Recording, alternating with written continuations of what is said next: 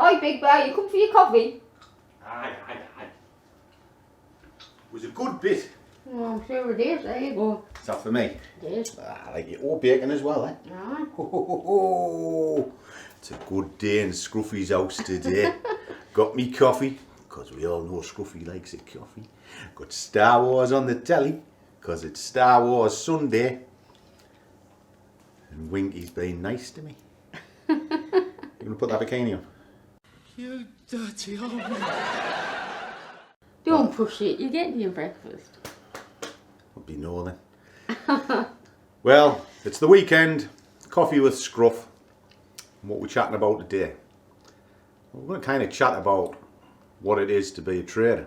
Are you a gambler in La La Land? Or are you a businessman planning it? Let's discuss.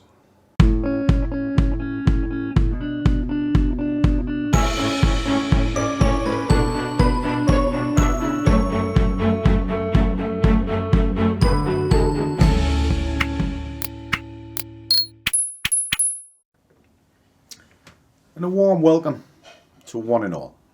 And if this is your first time here, I am the overgrown child that is the Scruffy Trader. No shock when you have a little look what's on my desk. I have all my toys, me Batmobile and me R2-D2, because I genuinely never really grew up. But that's not to say I'm not reasonably good at my job. See, from an early life, I always believed you get out of it what you put into it. There's no free rides in this world. And for those who think everything is free, you're probably going to find yourself failing all the time. You've got to put something in. Now, it doesn't always have to be money. A lot of the time, it's just hard work. And I figured that out when I was 11 years old. And maybe told this story before. But I grew up in the 70s, you know, there was very little work about for our parents of the time.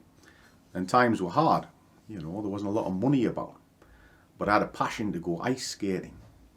My parents couldn't afford to buy me any ice boots that I wanted. All my friends had them, you know, but I didn't. And I was talking to my gran who brought me up. And I was saying, I really want these. And she says, well, why don't you work for them? Well, at 11-year-old, it's sort of like, what? I'm still playing with Star Wars figures. You know, eating mud. Because we didn't have sort of the technology that they have today. You know, my PlayStation was down the woods. But she said to me, you can earn enough to buy them. Weed my lawn and I'll give you some money. The next door neighbour said, wash my car and I'll give you some money. Got a paper round. And I earned some money. And I got 2 paper rounds, so I had one in the morning, one in the night. And as I got older, I ended up having a milk round as well. And then I ended up working in a video store. Probably one of the reasons I have a big passion for films. And the fact my gran used to take me to the cinema every Saturday as a treat. And that was kind of my life growing up. But I figured out at that early age, if you work for it and you plan it, you can get it. And it doesn't matter what it is in life. Now, my life story is pretty weird from start to finish. It's where I am today is not where I set out to be. And it just twists and turns. And you just got to make the best of a bad job.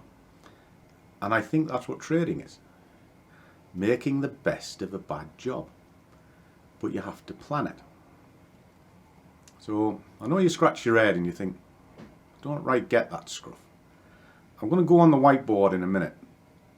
And I'm going to try and put it into perspective the way that I look at it.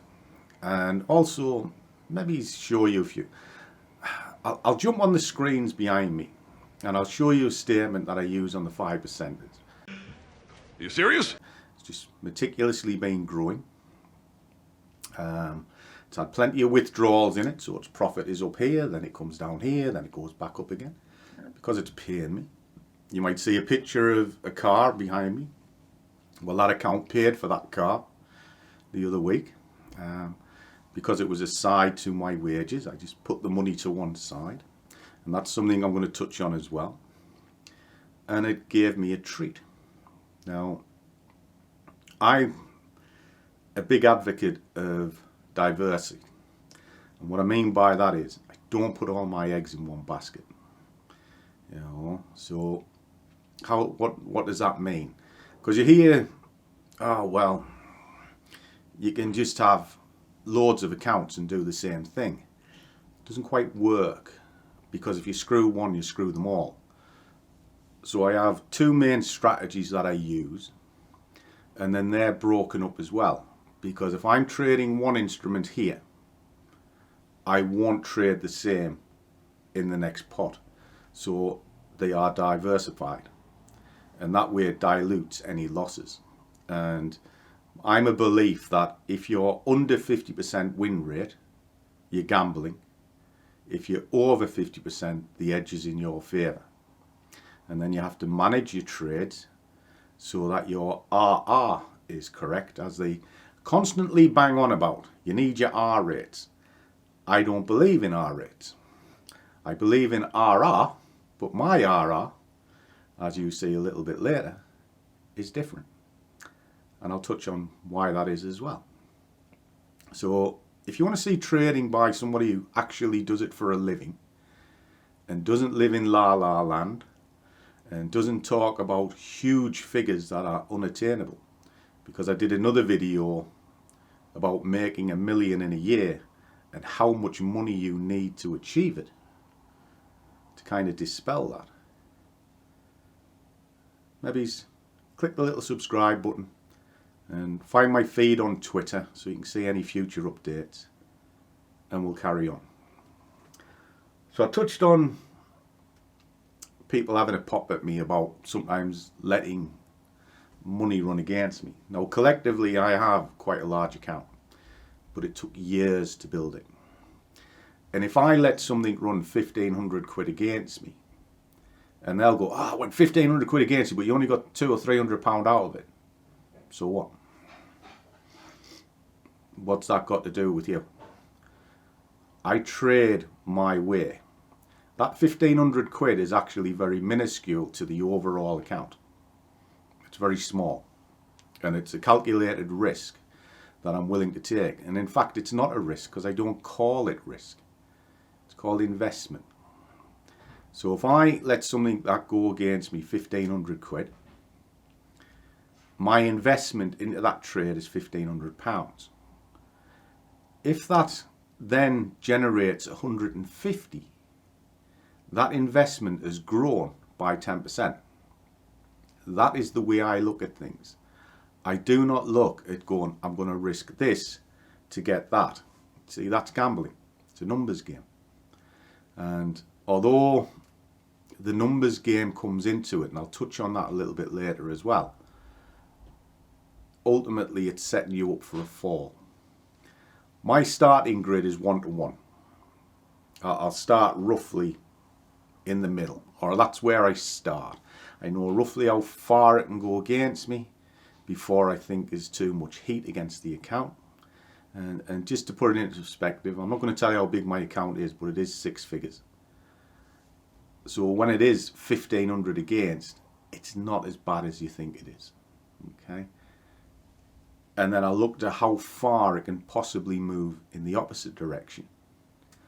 But then I'll be staging into that movement to increase the return.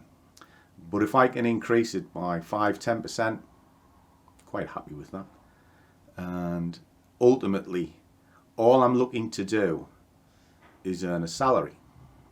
And my salary is what pays for the house you see me sitting in, the car behind me, go on jollies when I feel like it. If you watch the videos, you see I was away a couple of weeks ago. Prior to that, I was away a couple of weeks prior to that, and a couple of weeks prior to that. And this week coming, I'm away again. Why? Because it's planned. And I have the freedom to do what I choose. And if I want to work while I'm away, just take a laptop with me. I don't. I like to have a bit of peace and quiet. Take the camera with me. I might do a little bit of sort of Coffee with Scruff, but I try not to work because it's distracting. And I'm often asked, oh, do this, do that, do a live feed. It's very distracting when you do that because you've always got somebody who's quite opinionated, shouting and bawling about the way that they think that you should be trading. And it's noise that distracts you.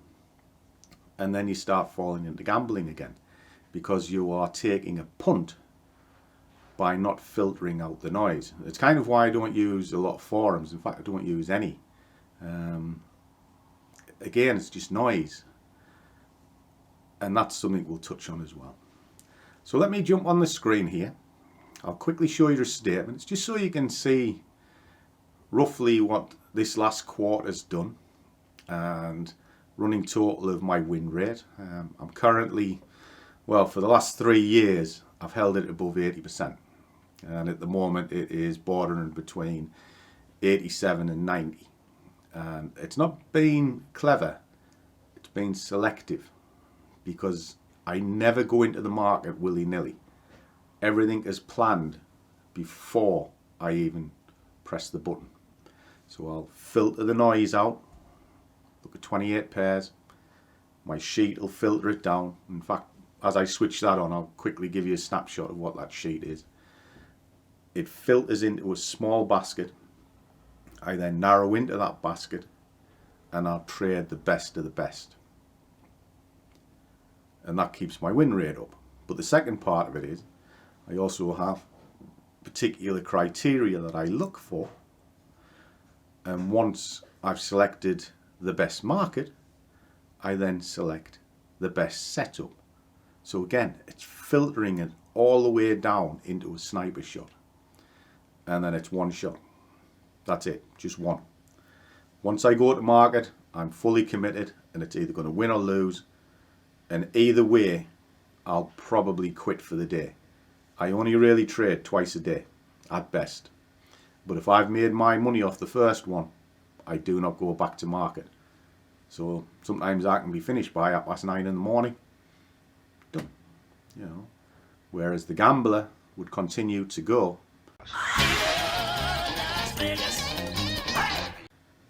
And they'll do trade after trade after trade, trying to be Billy Big Bollocks. Big ball energy. And those latter trades will take all of your money off you. So when I'm mocked about my salary, don't know why, because I'm paid on par with a good professional, shall we say. You know, not a millionaire. I don't fly business class anymore. You know, I just live a good life. And I hope you take heed from that. Live a good life. You know, don't let work consume you. I work to live. I don't live to work. I used to, and it nearly destroyed me. Now I do it the other way, and I am so much happier. So let me jump on here, and I'll show you. Isn't that logical? Okay, guys, nearly finished my coffee. So let me fire up my screen. I'll quickly show you the win rate. Then I'll quickly show you a strength sheet that I nest into a Discord group that I run. And then I'll jump on the whiteboard and I'll just kind of put into perspective a little bit about the way that I run my account, you know, because I think that's the first thing you need to do. You know, it's all well and good thinking you've got the brilliant strategy and one thing and another. The strategy is just a little bit, you know. You can have a basic moving average cross, and I'll put one on the board, or even sort of a London breakout. In fact, no, that's what I'll do. I'll go through it and I'll show you what a London breakout is. It's the simplest systematic system in the world. It is a bit of a coin toss, but it'll give you an idea of what they talk about when they talk about London breakout. And it's a bare bones of that. So let me flip this on and I'll show you. Okay. This is going back kind of the last quarter. I've had a reasonable amount of money out of this.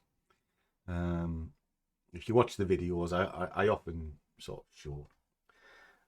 And why? Because third party can't be manipulated, you know. And there is an argument for mirroring accounts, and I sort of do it, but I wouldn't do it with multiple accounts, because then you start, well, it's just a bit daft, really. What you're seeing here is on my wage account, if I open up a trade on my normal account, I'll mirror it into this one, and then that's my bonus. But that's about as far as I'll go with it. When I got the other accounts, which I'll show you in a second, when I get on the whiteboard and I'll show you how many I run, each one of them are individual. They have a similar sort of makeup, but no two products are traded in each. So if I'm trading euro in one, it'll be a different product in the other, even though the strategy is the same. Hope that makes sense. And what it does is it's all about diluting the possibility of loss. Because if I've got 5 or 6 accounts and I open up a position that is the same in each, or the same style in each, and I screw that up, they're all screwed. Whereas if I have the same strategy but different products in each, so one might be euro dollar, another one might be Aussie dollar, cable, DAX, coffee, trade a lot of coffee. I do like coffee for trend based. It dilutes and keeps the portfolio relatively safe. It's balanced. It's a balanced portfolio. So what are we looking at here? Well, I've got a good equity curve on it, as you can see. Decent amount of profit within it. And 625 trades. 88.9% hit rate. And the profit factor is still holding more than 1. Now, we don't have anything running at the moment. And the last trade was a couple of days ago, because it's Sunday morning now. So what's all that got to do with the price of bread? Just shows it's consistent. And it's constantly performing the way that I want it to, because I don't overstretch it. You know, get in, I get out, I get paid, I stop. That's it. That's the art of trading. You know, less is more, I guess. And I think when I speak to guys and one thing and another, and I do speak to a lot, just nature of sort of being on YouTube, if you like, people do reach out, and they'll often say, well, I'm doing really well, and then it's because they're pushing it that little bit too hard. You're trying to basically put a square peg in a round hole. Sometimes no, you just gotta take it easy. Now, I took a good slap a couple of weeks ago. Well, it was basically when the war started, and you can see it in that equity curve. Well, actually, I don't know if you can see it in that equity curve. Hold on, let's move it down. There you go. Sorry, there you are. There's the equity curve. Didn't realise it was high up. There's a big drop in it, and I got caught royally, and everything I was doing got caught on that day. I got absolutely lummoxed, but it didn't kill the account. And that's the next part, you see, because you can perceive that you're wild and reckless, but actually you're not. You're still controlled and know what the limits are. Art of trading is the thing. So how do I do it? Well, I plan it sort of like this. Let me just pull this up a little bit. Where are we at? Well, I will do if I can get on the right screen. Right, okay. In this Discord, I let them see my workings on a morning. And I always start it here with the strength. And it's normally put in pretty early doors. Normally before 8 o'clock in the morning. But more often than not, before 7. And the first thing I do is I'll work out all of the strengths. And I'm looking for the strongest and the weakest. All right? And that's what it's telling me here. So the current strength, sort of in this sort of sheet that you're seeing, the Swissy is the strongest. and the Kiwi is the weakest. You can then have a quick snapshot here to see what's going on. Well, the Swissy still has got a good change of strength on it, and the Kiwi is losing ground. All right, so what it's telling me is there's movement, and there's a lot of movement. And then all you do is you look across to find it. Well, there it is there. Now that's telling me there's a change of sentiment. All right, because the strength at the minute is waning between the two of them, because it averages it all out in one thing and another. And then it'll tell me which chart to look at. Should I look at a 4-hour chart? Some of them, like there, it's telling you to look at a 1-hour chart. It tells you the best chart to analyze at the time. And what this is the pick of the bunch. So on this particular day, I will focus on this lot. So it makes a little basket for me. But I also look at these. These are the majors. And these will move regardless. Regardless of what's happening down here, this lot will move. And again, the sheet picks out which ones are the best to look at on the given day. So again, it's thinning it all down. So I can start here and say, right, I'm looking at that, I'm looking at that. Analyze it. Do I like it? Do I not? No. Okay. Then I'll come down here. Look at this pair here. If I don't like that one, I'll then look at the Swissy versus the yen, then the Swissy, and so forth. And just work my way through it till I find a good contender. Very, very simple way of looking at it. All right. But I also work out what the biases are. So there's an example of a bias sheet that I've done. It's a similar thing. So there's all the dates. But then it goes one step further, where I'll look at the product, see which one I like the best. I took Friday off, which was the first, but I still make the sheet for the guys. And on the 31st, which you saw on the statement, was my sort of last trading. And if you look at I taught the guys, they'll tell you that this is what I traded. And there were the directions. Simple stuff. It's all about filters, guys. Pulling it in, filter, filter, filter. And you have to filter it out. And then if I pull this in, just so you can kind of see, this is a snapshot, but it's driven by that engine. So there's a lot of figures and everything in here, and it filters it quite quickly into that. All right. So that's the first part of my day. I haven't even looked at strategies or anything. I'm just looking for the product itself. And then from this, I often get asked, there's a comment about compounding wins, and that's how you build an account. I agree, it is. And it's how I've done it. But I compound the stake, your bid size, rather than your pot size. I never look at how much I'm putting into the pot. Why? Well, my pot's big enough. I don't really need it to grow. It's big enough to give me what I want. Now, there is a compounding plan here.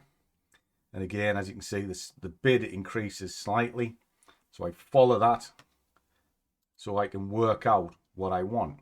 Now, if I start looking for 30 grand a year, which it's not a bad wage, but that's my basic wage. You know, so if you're at your job and you've got your basic salary, but then you make a lot of the rest of your salary up through bonus or commissions, whatever you want to call it. Well, this is what my wage account earns me. And that's what I base that on. Then the other accounts that I have are my extras. So my car doesn't come out of that 30,000. My holiday doesn't come out of that 30,000. My pension doesn't come out of that 30,000. They have their own pots. Hope that makes sense. And what I'm looking to do is be in the markets for as least a time as I possibly can be. The longer I'm in, the more risk I have of losing it.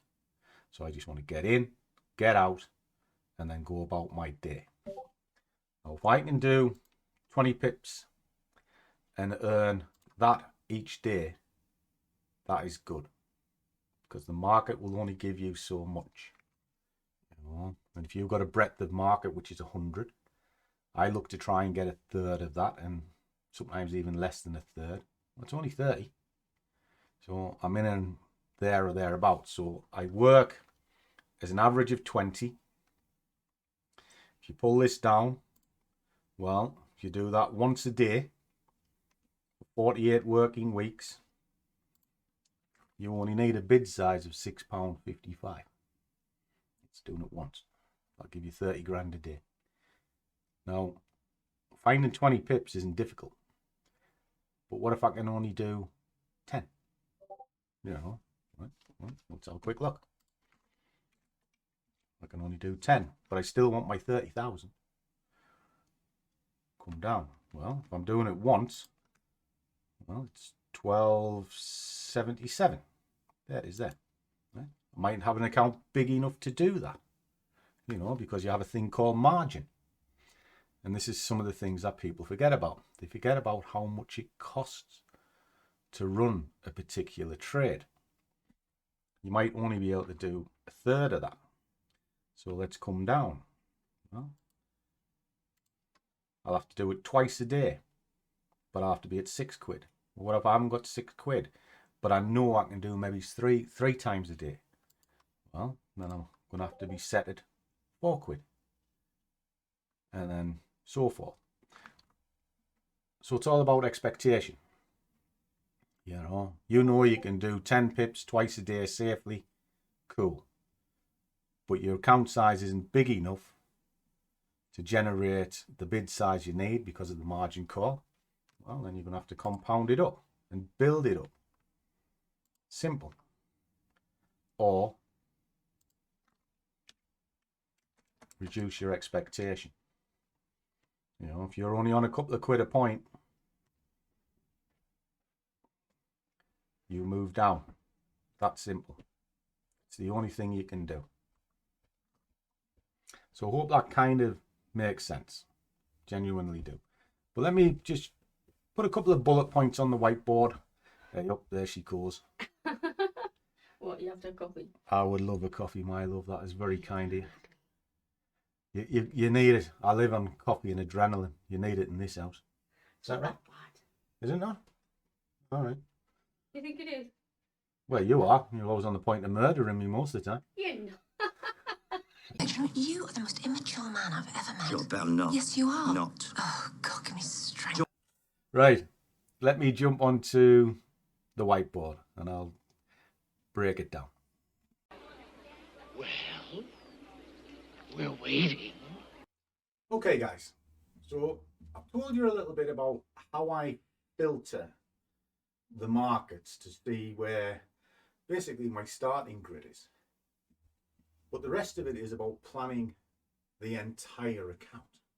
Talking and planning the entire thing. There you go. Is that for me, is it? It is. My coffee. She always wants to be in. Come in.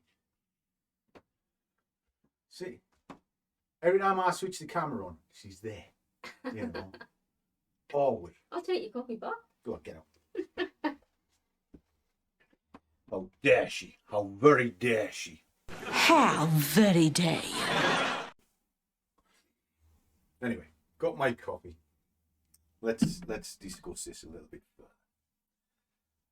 Now, when you're talking about dealing with multiple accounts, in theory it's easy, but in practice it's actually very difficult. Even if you've got copy software. Why? How stable is it? You don't know.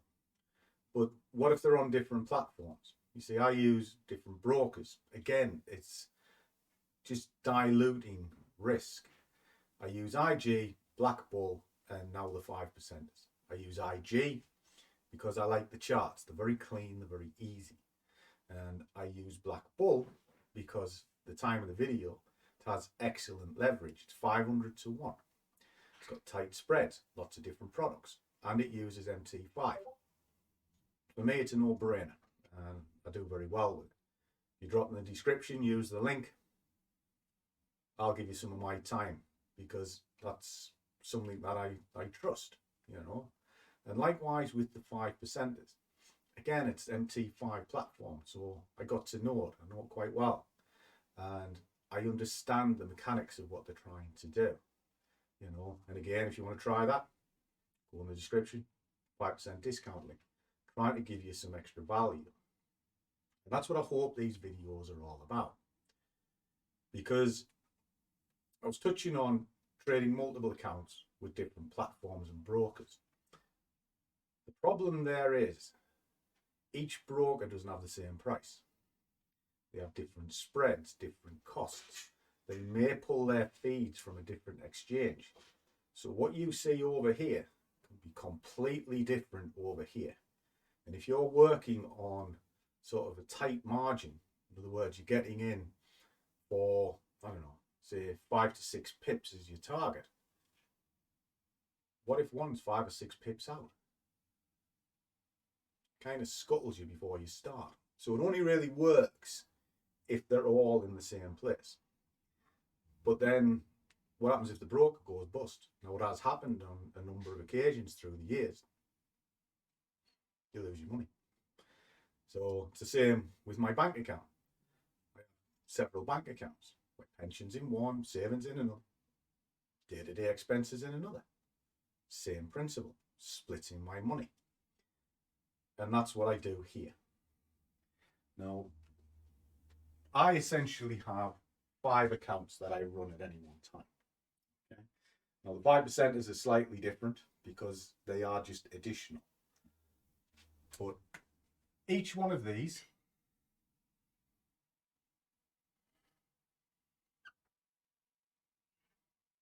equals the pot. Now, if you've been in business or you work in the civil service or something, you might have heard a term called ring fencing. And that's kind of the principle that I work to.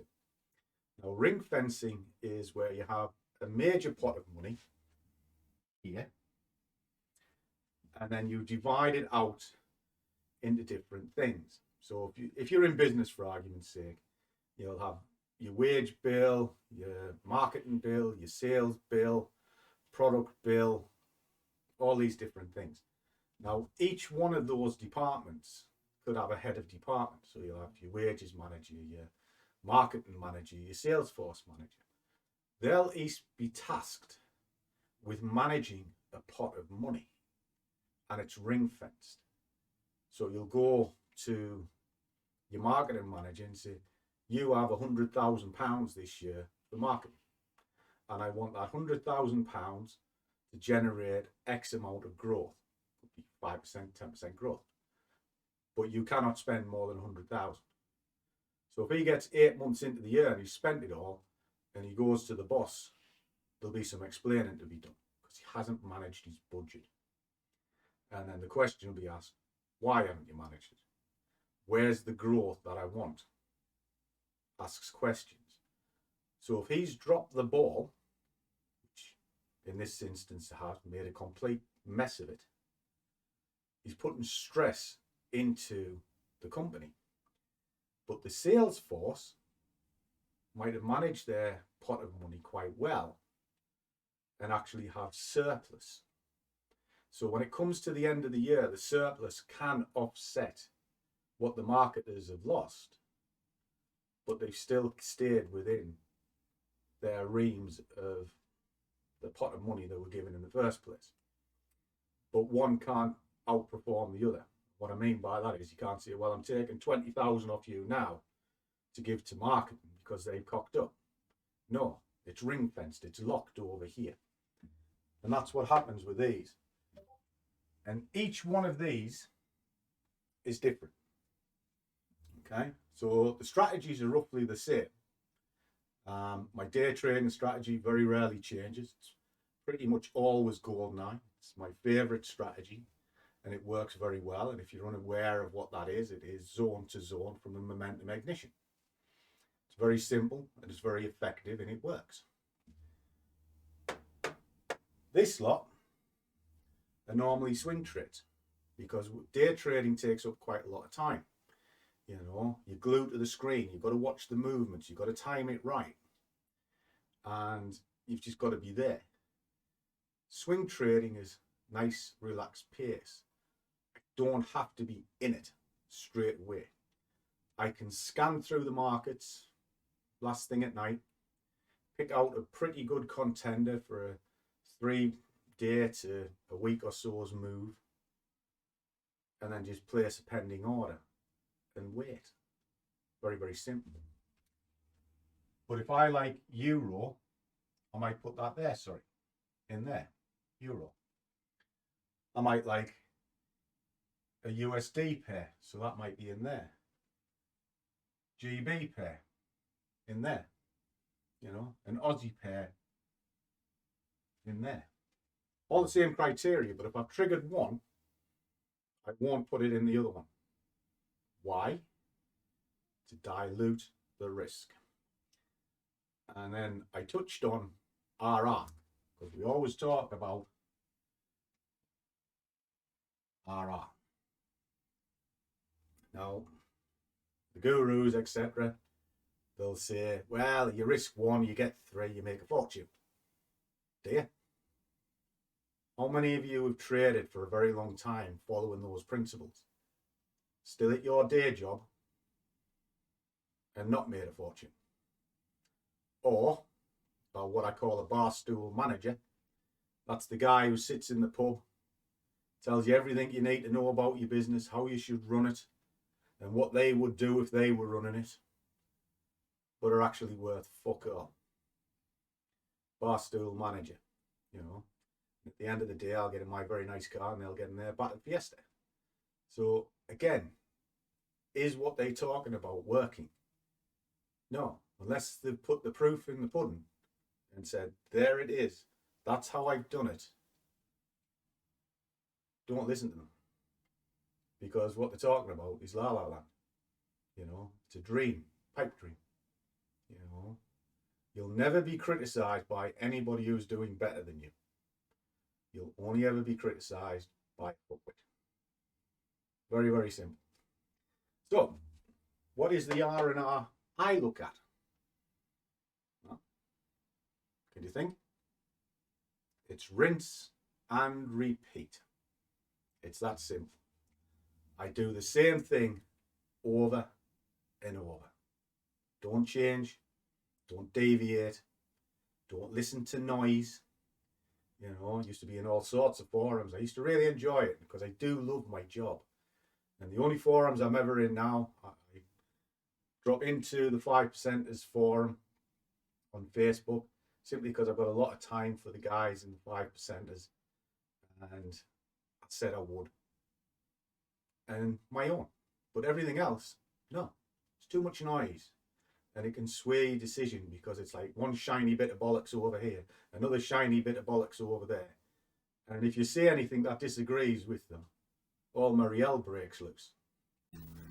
You're a classic example of the inverse ratio between the size of the mouth and the size of the brain. Too much noise. Just let them get on with it and live in their own little la-la land. And it's as simple as that. Rinse, repeat. Split up where you're putting your trades if you're using multiple accounts. Because otherwise, you're putting all your eggs in one basket. You screw one, you screw them all. Do it like this.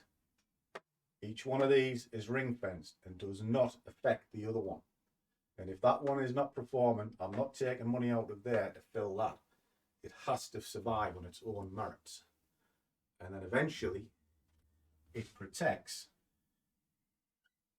the pot, the main goal. And that's what I'm kind of driving at today. So just because you look at something and you disagree with it, doesn't mean to say that it's not right. For me, that works. It's safe. It's kind of how I used to run a business. And prior to running that business, I worked in the blue chip sector. And that's how it was done there as well. And they were dealing with big, big figures. And those big, big figures helped me keep quite a sort of humble demeanour when I'm at the screens. Because they don't frighten me. I've seen it so many times. And as I was saying, as it goes against me, as long as it doesn't affect the overall pot, and certainly not that pot, doesn't bother me. And then I'm just looking for an investment on that sort of amount of money that's actually in the markets at that time. Just my philosophy.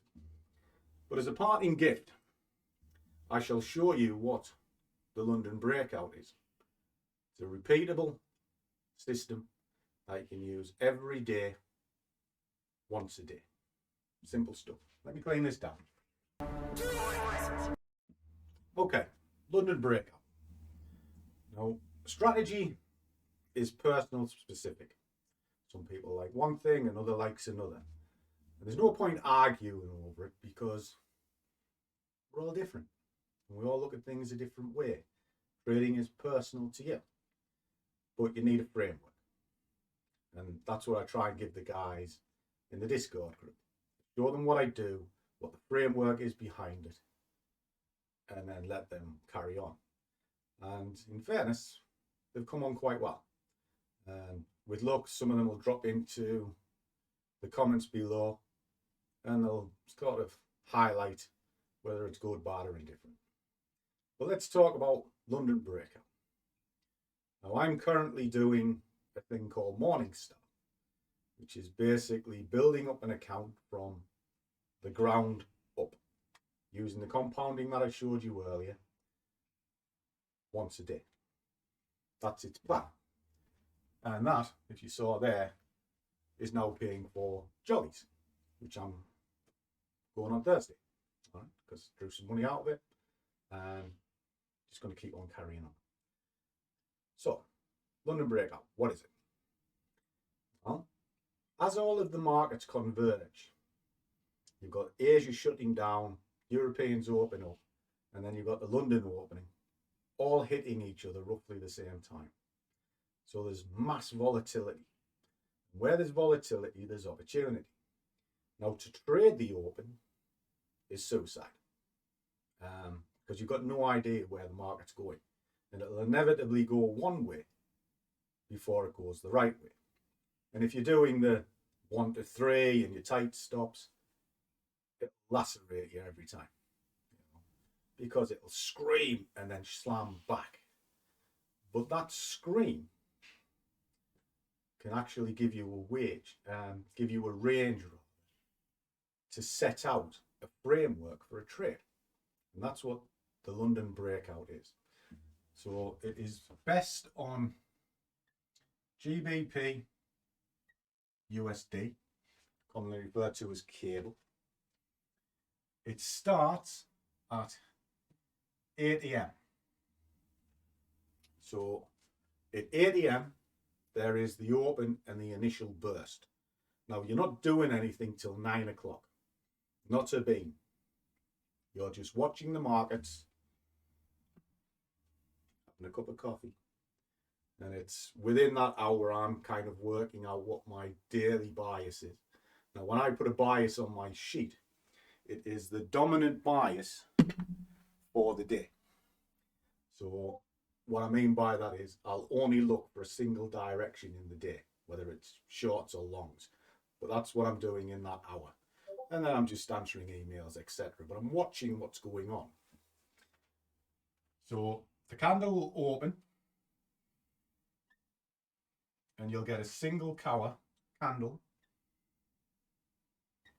on the 1 hour chart. Now you can watch it on 15, 5, whatever, but you are looking for the top of the hour at 9 AM. All right, so that is 1 hour of trading activity. And the easiest way to do it is the hourly candle. Opens at 8, shuts at 9. Simple stuff. So what are we looking at? What are we driving at there, big fella? You will have a range, just like so. Now you drop this down into your preferred trading chart. Could be a 5 minute or a 15. And you are looking for either a break of the top or the bottom. So if you're a 5 minute candle trader and the next 5-minute candle breaks the range, you will then go long. That is your trick, because it is shown momentum to the upper side. Likewise, if the candle broke the bottom, you will go short. So what's your target? What is your stop loss? Well, it's based on 1-to-1.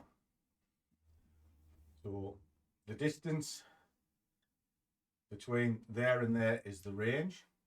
So you will put your stop on the other side of it, and then you just work the range out as to your given target. Now, you might start at 1-to-1, but you might think that it can push to 1.5. It's reasonable. But you must be break even at 1-to-1. So that might be 30 pips. So you will target 30 pips to break even. And what you do at that point is you either take half of your money off and pull the stop into break even, or just pull the stop into break even and see if it runs any further with a trailing stop. It's up to you how you manage this, and the way you do a trailing stop is very simple. You can have a 12 MA and run the stop behind the moving average, or you can run it behind the candles. So every time it closes, move the stop up a little bit. Next candle, move the stop up a little bit. Anything you want, but it's based on 1-to-1. So if that range is 30, you are targeting 30. That's the minimum target. If you want to push it out a little bit and target 45, happy days. But that's the simple systematic system that you can do every single day. But it's a numbers game, because it ain't going to win every day. Some days that might run up, roll over, straight back down. And that's why you need to start filtering trades. I use extremes to filter trades. So you look at your sort of stochastics, RSI, CCI, whatever it is you like. There's an oscillator. They'll show you the extremes. Look at your moving averages. Is it far away from a moving average? If it is, there's a fair bet it'll snap back. Is it close to a moving average? Well, then it's dynamic support and resistance, and it'll slam forward. These are the extra layers that take that from being a numbers game into a higher probability. Hope that all makes sense. Anyway, battled on for a little while. So let me just draw close to this. Do drop your comments below. I'm always interested to speak to you, and I answer every single one of them first. So as always, guys, do what you love and the money will follow. See you all in the next one.